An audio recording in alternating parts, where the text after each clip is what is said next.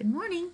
Today we are going to continue working with simplifying radical expressions, and we're going to expand that knowledge to include how to do different operations. That means adding, subtracting, multiplying, dividing with radicals. So first of all, let me give you some examples of simplifying again. So you've been working on this. So for simplifying, let's see.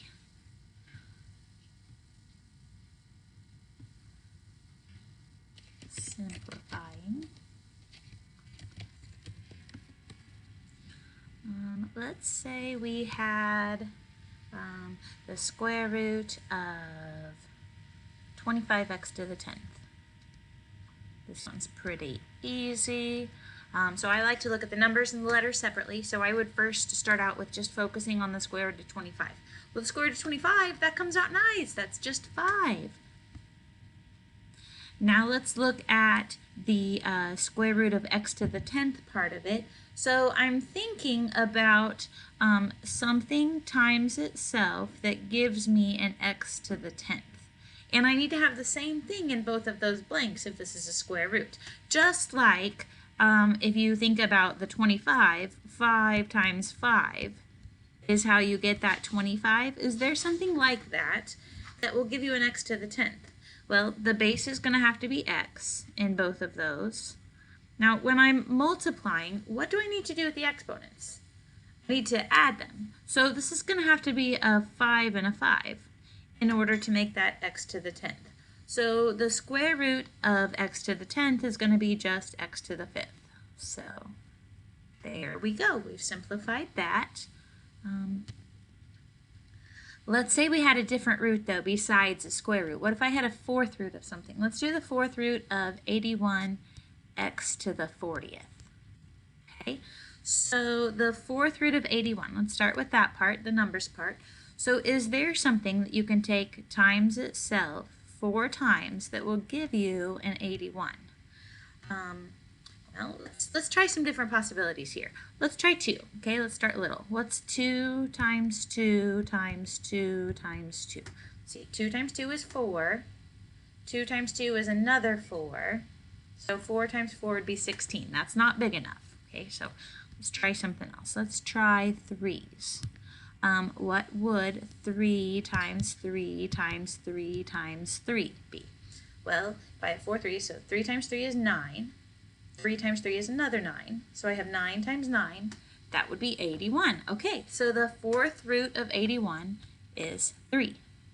Now for the letters part of this, when I go to look at the fourth root of the x to the 40th part, I like to think of it with the fractional exponents form. It works better in my mind if I take that fourth root and convert it to its fractional exponent. So I'm going to think of that as x to the 40th to the 1/4 power. Okay, the root that you're taking becomes the denominator of your fractional exponent. So now I have a power to a power situation, so I need to multiply these. So if you want to think of this 40 as 40 over 1, to make it easier to combine those, because you need to multiply those exponents, that would give you 40 over 4, which reduces down to 10. So this would come out as x to the 10th. So 3x to the 10th would be how you would simplify that. If you want to check and make sure I'm right, if I have x to the 10th times x to the 10th times x to the 10th times x to the 10th, so those are all 10s. I know my writing is a little sloppy. When I am multiplying, I keep that same base, so x is my base, and I would add those exponents. So that would give me 40, which is what I started with in the radical. So that makes sense. Let's move on to doing some operations with radicals here. So let's say we need to do some adding. We'll put adding and subtracting together. And this is a nice opportunity to see some parallel structures in math to connect to your prior knowledge. So let's start with fractions. So you've been doing work with fractions for a long time now. Let's say you had 2/7 plus 3/7. What would you get when you simplified that? Well, that would be 5 sevenths. You know how you have to have the common denominator to do those? And then you keep those sevenths, because what you're counting there is sevenths, so you have 5 sevenths. We're going to connect to that. Also, in middle school, you started seeing variables. So let's say you had 2x's plus 3x's. So those are like terms, so you're allowed to combine those. So what would that be if you put those together? Well, that would be 5x's. So now let's connect that to radicals. What if I had 2 radical 7s and we added 3 radical 7s? Well, just like you had common denominators here when you added the fractions, and you had common letters, 2x's plus 3x's gave you 5x's when you were simplifying that algebraic expression, what we are counting here is how many radical 7s we have. So if we have 2 radical 7s and then we add 3 more radical 7s, altogether that's going to make 5 radical 7s. You're counting up how many radical 7s you have. Just like you kept the common denominator here and you kept the x's here, we're going to keep that radical 7. We're counting up how many of those we have. So that's parallel structure for you.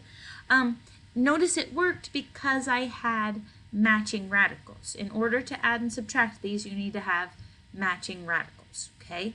Just like you need common denominators or common letters to add those together. Oh, let's talk about subtracting. What if I just change this to a minus sign up here? Well, then 2 sevenths minus 3 sevenths would be negative 1 seventh. If I changed it to a negative sign here, you would have 2x minus 3x would be negative 1x. If I changed it to a minus sign here, 2 radical 7s minus 3 radical 7s would be minus 1 radical 7. Now this 1 is optional. You could just write this as negative radical 7. And that's a lot like if I look at this algebraic term, the negative 1x, you know how you could just write that as negative x and you have the understood 1 coefficient? Same thing as kicking in here with the radicals. You can leave off that understood 1 coefficient in front of the radical 7. So adding and subtracting are pretty easy to work with if you have matching terms. Now let me make it a little bit more complicated here. Give you a problem that looks a little bit more difficult at first glance, but we'll simplify it. It'll be all right. So 8 radical 175x to the 4th plus 6x squared radical 7. Okay, first thing I check is I check and see if I have matching radicals, and I don't. So I can't combine these. I can't add these the way that they are. So let's focus in on this square root of 175x to the 4th part of it. So let's think about the 175. Is 175 a perfect square? No. So the next best thing is to look for factors of 175. Can you break that 175 down? And we can. We can write that as 25 times 7, x to the 4th. So 25 times 7 is 175, so I haven't changed the value that I have. Let me copy everything else down so it's all here. There we go. So now let's focus under this radical. What is the square root of 25? That's 5. So that 5 is going to come out front. Now, when that 5 comes out front, it's going to get multiplied by that 8 that's out front. When you have two terms written side by side, the understood operation there is multiplication. So I'm going to end up with a 40 out front by combining the 5 times 8 together. So that takes care of my square rooting of the 25. The 7 is going to stay inside the radical here. Now let's talk about the x to the 4th that needs square rooted. Well, the square root of x to the 4th is x squared. So that's going to come out front because I'm square rooting it. So I have 40x squared radical 7. Now let me bring down this next term, the 6x squared radical 7. So let me show you the parallel structure here. I have 40 x squared radical 7s, and I'm adding 6 x squared radical 7s to it. So if I have 40 of those things plus 6 more of those things, How many of those things do I have? Well, 40 and 6 gives you 46. So we have 46 of those things. And when I say of those things, I'm talking about the x squared's radical 7s. So I'm combining like terms basically. It's just that your like terms include letters and radicals in that example. So I have 46 x squared radical 7. I don't need to have that box there. I could just write it like this. 46 x squared radical 7. So since I was able to get them simplified to common radicals, I was allowed to combine those. So that's adding. Let's look at dividing, and then we'll look at multiplying, okay? So when I have dividing with these,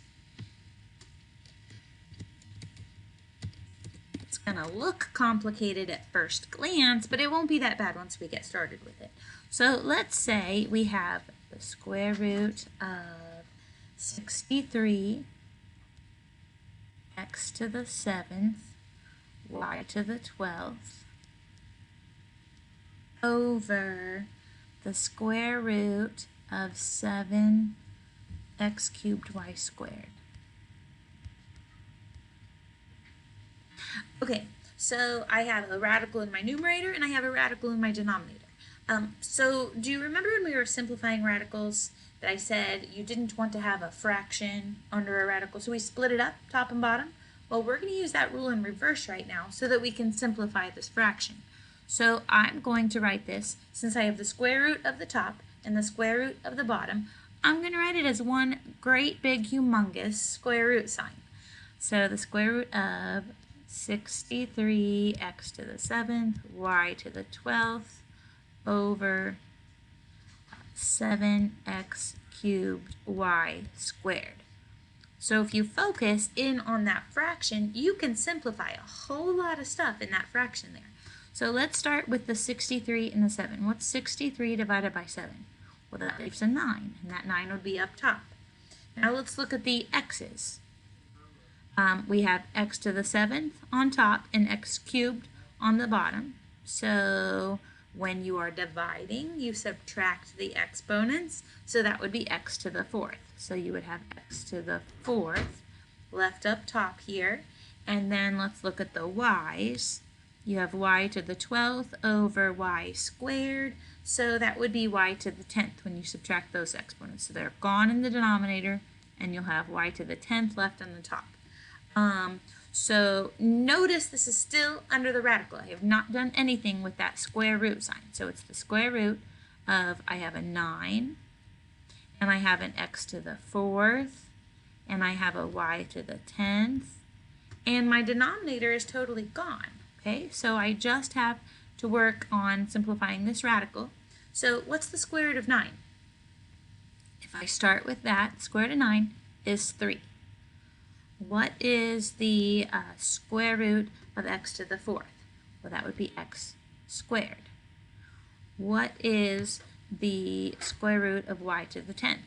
Well, that would be y to the 5th, because y to the 5th times y to the 5th, if you add those exponents, 5 and 5, would give you 10, y to the 10th. So here we go. We've simplified that fraction. So that's the easiest way to deal with those, to make it one big fraction and simplify the fraction before you worry about the square rooting. Okay, that's how I would handle that. Now let's look at multiplying. And this is going to bring you back to quadratics. So let's say that we were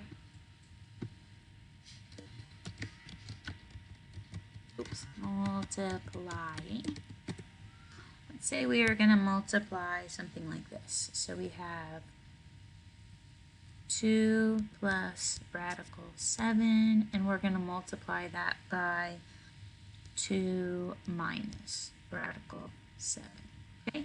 Now this should remind you of when we multiplied binomials. You see how the 2 plus radical 7 has that binomial type look to it? And so does the other term, the 2 minus radical 7, kind of looks like a binomial. Remember how we multiplied those with the double distribution property? Or some of you might like to do the area model. That's okay if you want to do that. So most of you tend to do this. So I'm going to go ahead and take 2 times 2. Well, that would be 4. Then I'm going to take this 2 times this negative radical 7. Now I want you to notice real close here, the 2 is not under a square root sign. The 7 is under the square root sign, okay? And there's a negative out front. In fact, if you wanted to put a negative 1 there, remember we talked about that negative 1, or that understood 1 coefficient? You could put that in if you wanted to. So you have a 2 times that negative 1 radical 7. So that will be negative 2 radical 7. Since the 2 is not under a radical and the 7 is under a radical, we don't combine them, we just write them side by side, okay? So there's that. So we've distributed that front 2 with the green and the red. Now let's take this radical 7 and multiply. So radical 7 times 2, same thing is going to happen. It's going to be a positive because both of those terms are positive.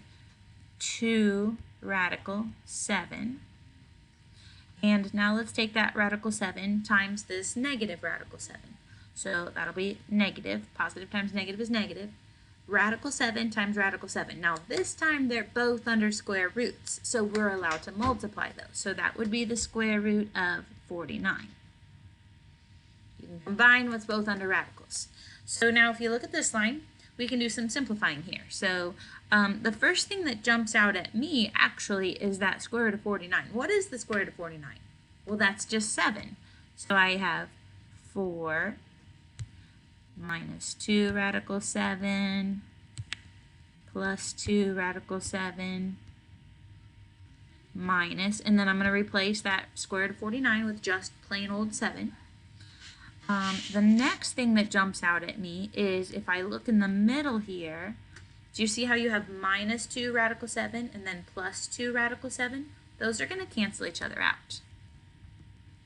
So I have 4 minus 7. Well, that's negative 3. So that whole thing just simplified down to negative 3. So it came out really nice. Let's do another multiplication problem so we can see another one of those. Let's say we have 3 radical 5 plus 7 radical 6. And let's multiply that by another one that's just like it. 3 radical 5 plus 7 radical 6. Okay, so let's multiply the first terms here. So 3 radical 5 times 3 radical 5. That would be 9, because the 3 and the 3 are both not under radicals, so they can get multiplied together, so that would be 9. And then the radical 5s, they're both under radicals, so they can get multiplied together, so that would be radical 25. We're multiplying here. So now let's take, that was the first, now let's do the outer. So I'm going to take the 3 radical 5 and multiply it by the 7 radical 6. So the 3 and the 7 are both out front. I can multiply them together. That would be 21. The radical 5 and the radical 6, they're both under radicals, so I can multiply them. That would be radical 30. Alright, now let's take the 7 radical 6 and multiply it by the 3 radical 5. So the blue swoop here. So that would be 21 again. It's positive 21 radical 30. And then let's take that 7 radical 6 times this back 7 radical 6. So the 7s are not under radicals, so we multiply those together. 7 times 7 is 49. And then radical 6 times radical 6 would be radical 36. They're both under radicals, so we can multiply them together. Okay, so let's do some simplifying here. So let's start on this red term up front. Ooh, square root of 25. What's that? That's just 5. So we have a 5 times a 9, which is 45. I'm going to skip the blue and the green for now and go over here to the purple, because the square root of 36, what's the square root of 36? That's just plain 6. So we have 6 times 49, oh goodness, 394. I better multiply it out. 49 times 6. That'd be 54. Carry the 5. Yep, 294. Okay, so 294 is what that whole thing simplifies to. So now let's look at the green and the blue in the middle here. So if I look at these, I have 21 radical 30s plus 21 more radical 30s. So altogether, how many radical 30s would I have? You're combining like terms. It's like having 21x plus another 21x. Well, you would have 42, right? Okay, so this is going to be plus 42 radical 30s. You're counting how many radical 30s you have. So I keep that common term. That radical 30 stays the same. I should put a plus sign in front of my 294. You notice anything else that you could simplify? Yeah, good job. If you look at the 45 and the 294, well, they're both just plain old numbers, so I can combine those together. So if I add 45 to 294, so let me do that off to the side. So 294, and I'm going to add 45, so that would be 9, 13, carry a 1, 339. So I have 339 plus 42 radical 30. And that's all the simpler you can go with that. Now, I'll tell you what your temptation will be. It'll be to go ahead and add that 339 plus that 42, because you're like, oh, look, I can add those together. The 42 is telling you how many radical 30s you have. If you saw this, if you saw 339 plus 42x, you know how those wouldn't be like terms, and you would not be allowed to add them together because the 42 is attached to the x, but the 339 is just a constant. Same thing is happening here. It's just that the x is replaced by a radical 30. So this line is all the simpler we can go with that expression. So you're going to practice doing some more of these today. Remember to ask me if you need it, and remember that Jesus loves you, and so do I. So do your math.